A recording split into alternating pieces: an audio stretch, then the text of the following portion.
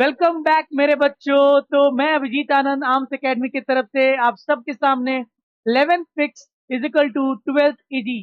जो भी बच्चे क्लास 11th से 12th में जा रहे हैं और उन्हें लगता है कि हमें मेरा क्लास 11th बर्बाद हो गया है, मुझसे कुछ नहीं हो पाएगा, उन लोगों के लिए हम आर्म्स एकेडमी आपके लिए ये 11th fix is equal to 12th easy series लेके आ रहे हैं, जिसमें हम लोग 11th के वो इंपॉर्टेंट टॉपिक फिजिक्स के कवर करने वाले हैं जिसका यूज 12th के टॉपिक्स में यूज होगा। अगर इसको आपने कर डाला तो आपका 12th का लाइफ झिंगा लाला, मैं बता सकता हूँ ये बात।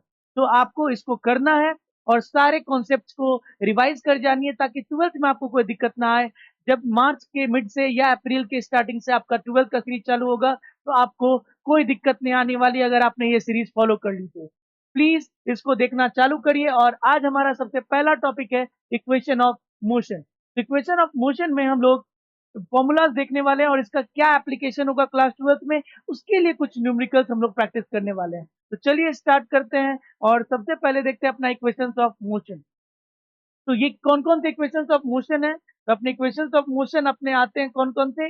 v is equal to u plus a t. v is equal to u plus a t, जिसमें v is the final velocity, u is initial velocity, a is acceleration and t is time. अगर इसको vector form में लिखना चाहें तो v vector is equal to u vector plus a vector into time. Second equation जो आता है displacement is equal to U T plus half A T square. S हमेशा याद रखिएगा, एस हमारा क्या होने वाला है? डिस्प्लेसमेंट होने वाला है। एस हमारा क्या होने वाला है? डिस्प्लेसमेंट। ये डिस्टेंस नहीं होता है, डिस्प्लेसमेंट देता है। अगर वेक्टर फॉर्म में लिखा जाए S vector is equal to U T plus half A T square होगा। और थर्ड इक्वेशन में चलते हैं तो V square is equal to U square plus two A S. Final velocity का square is equal to initial velocity का square plus two into acceleration into displacement. और अगर वेक्टर फॉर्म में लिखा जाए तो dot product of V vector into V vector is equal to dot product of you vector and you vector plus dot product of to times of acceleration into acceleration vector and displacement vector. But सबसे important बात है sir, ये equations हम लोग लगाएंगे कब? जब आपका मेंशन कर दे एक्सेलरेशन इज कांस्टेंट, तभी लगा सकते हैं। मींस ये कंडीशन आपका बहुत बहुत बहुत इंपॉर्टेंट हो जाता है। अगर एक्सेलरेशन कांस्टेंट है तभी आप इक्वेशन लगा सकते हो, अदरवाइज आप ये इक्वेशंस नहीं लगा सकते हो। मैं रिपीट करता हूं, अगर एक्सेलरेशन कांस्टेंट है तभी लगा सकते हो, वरना ये इक्वेशंस के बारे में सोचना भी मत। तब आपका डिफरेंशियल फॉर्म ऑफ इक्वेशन चलता है, उसको हम लोग नेक्स्ट कॉन्सेप्ट में कभी समझेंगे। अभी इसके ऊपर में और न्यूमेरिकल मींस फॉर्मूला चार्ट देख लेते हैं क्या है हमारा। एक और फॉर्मूला चलता है, बहुत इंपॉर्टेंट फॉर्मूला है, displacement in the nth second. nth second में डिस्प्लेसमेंट क्या होने वाला है? nth सेकेंड में डिस्प्लेसमेंट क्या हो जाएगा बच्चा? S n is equal to u plus half a two n minus one.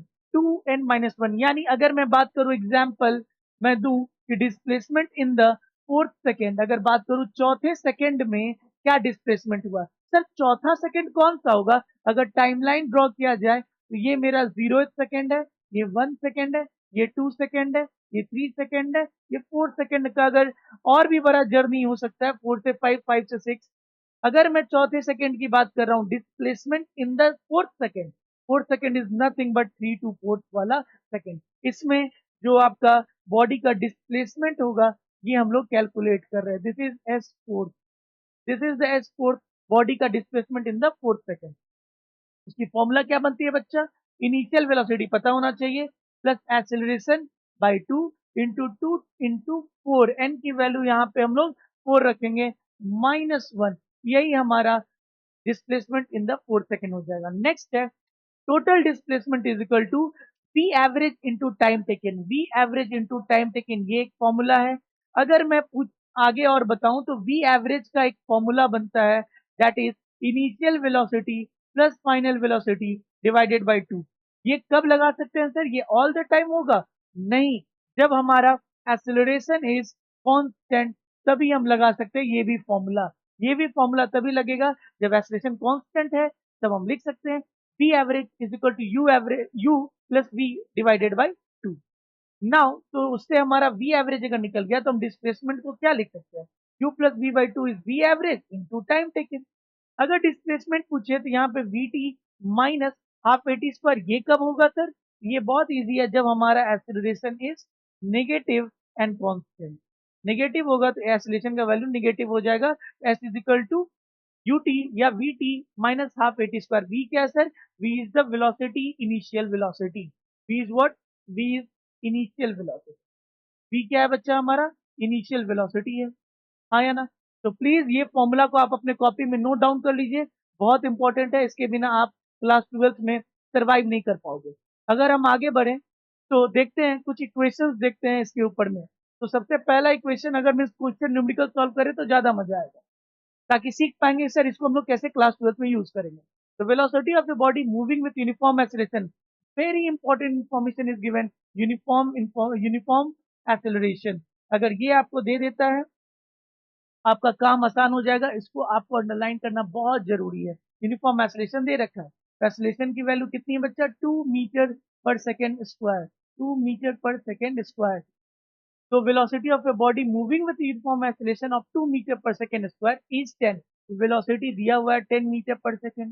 Its velocity after an interval of v initial दिया हुआ है, टाइम इंटरवल आपको 4 सेकेंड्स बोला है, आपसे v फाइनल पूछ रहा है कि क्या हो जाएगा। तो आसानी से हम लगा सकते हैं equation, v final is equal to v initial plus acceleration into t। Sir v final की वैल्यू कितनी हो जाएगी? v इनिशियल कितना दिया हुआ है अपना सर 10, प्लस एक्सीलरेशन कितना दिया हुआ है दैट इज 2, एंड टाइम कितना दिया हुआ है 4। तो we can simply find it as 10 plus 8 is 18 metre per second. हाँ या ना? 18 मीटर पर सेकेंड अपना आ चुका है। चलिए नेक्स्ट क्वेश्चन और सॉल्व करते हैं और इसका कंसेप्ट को सीखते हैं।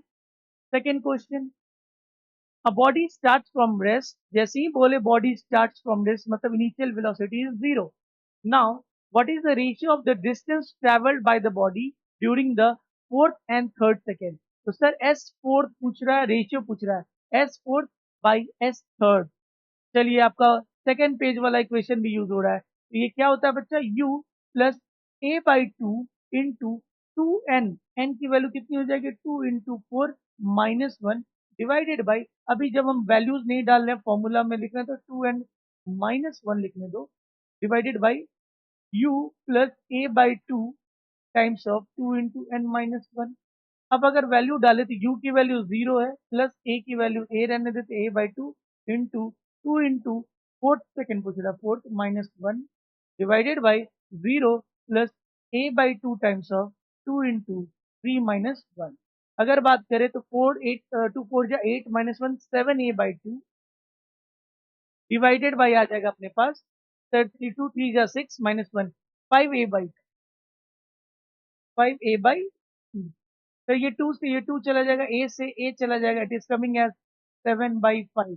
तो ये ratio is 5:7:5 it is coming।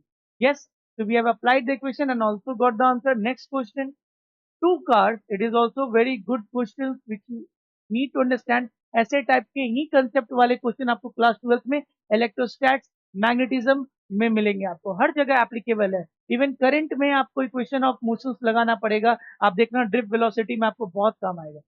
चलिए देखते हैं हम। तो two cars start of race with velocity, तो अगर मेरे पास टू कार है, दो कार है यहाँ पे, एक कार ए है अपने पास, एक कार अपने पास बी है, कार बी है, दोनों अपना इनिशियल वेलोसिटी स्टार्ट करता है।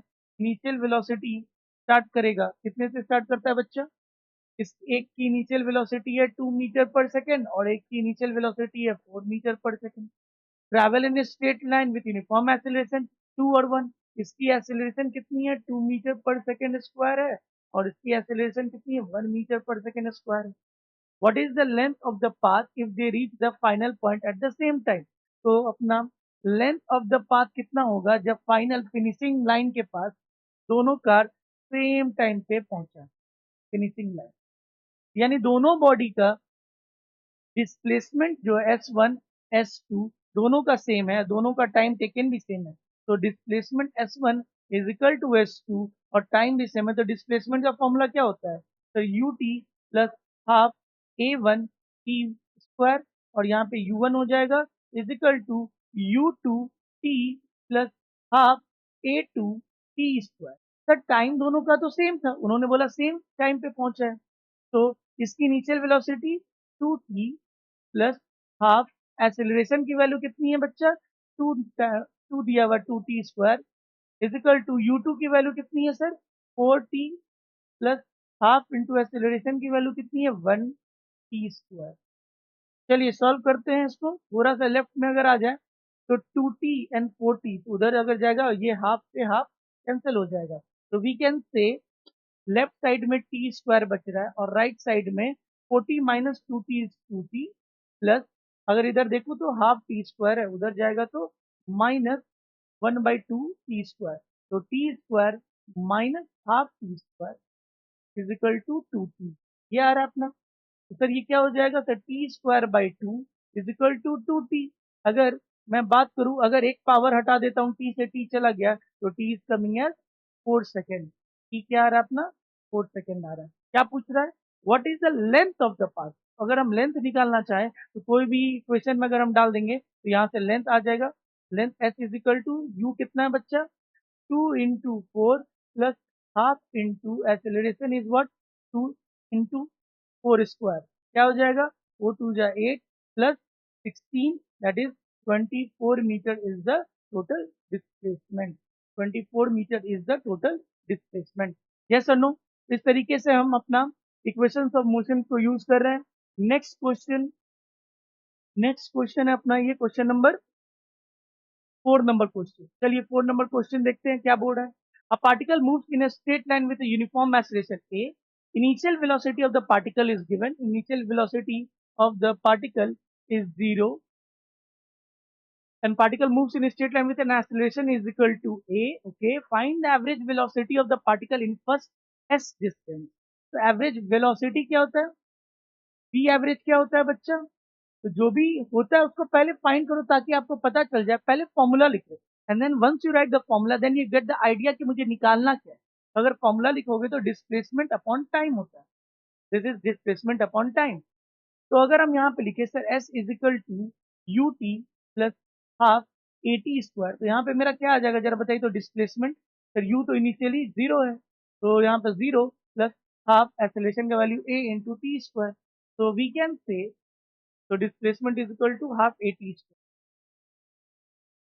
अपना डिस्प्लेसमेंट अगर मैं देखूँ टाइम के रिस्पेक्ट में, उन्होंने डिस्प्लेसमेंट और टाइम, तो अपना यहाँ से s की वैल्यू कितनी आ जाती है, s की डिस्प्लेसमेंट की वैल्यू आ जाती है हाफ ए टी स्क्वायर आ रही है अपना।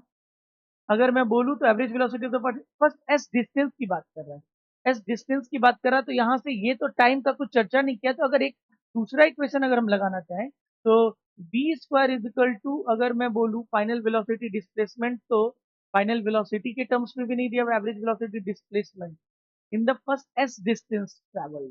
तो अगर मैं बोलूँ अगर डिस्प्लेसमेंट तुम्हारा एस हुआ है तो U T plus half A T square, मुझे टाइम चाहिए कि डिस्प्लेसमेंट एस में टाइम कितना लगा है, तो डिस्प्लेसमेंट तो एस हुआ है, इनिशियल वेलोसिटी 0 है, half into acceleration into t square, तो टाइम कितना हो जाएगा बच्चा, time is equal to 2s/a का रूट अंडर हो जाएगा। तो अगर मैं वी एवरेज लिखूं तो वी एवरेज मेरा क्या हो जाएगा, the total displacement is S, time कितना लगा बच्चा, तो रूट अंडर 2s/a। अगर मैं इसको सॉल्व करना चाहूँ तो ये क्या हो जाएगा, मैं उसको रूट अंडर एस स्क्वायर लिख सकता हूँ, तो ये टोटल हो जाएगा root under S square by 2s into A हो जाएगा। नाउ एस से एस कैंसिल हो जाएगा, so it is root under S A by 2। This is our V average, this is our V average. Sir basically you did what, मेरे पास displacement था, मेरे को टाइम निकालना था, मैं इस इक्वेशन से टाइम निकाल लिया, टाइम को पुट कर दिया, तो आसानी से मेरा एस डिस्प्लेसमेंट आ चुका है, हाँ या ना। चलिए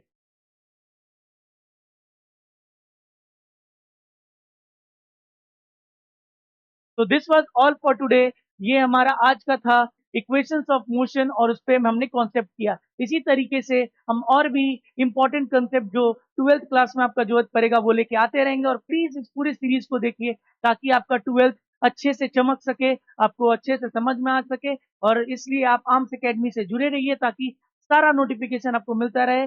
और please press the bell button icon to get all the notifications of this Arms Academy, and keep subscribing it, and always watch the video of Arms. Thank you all students.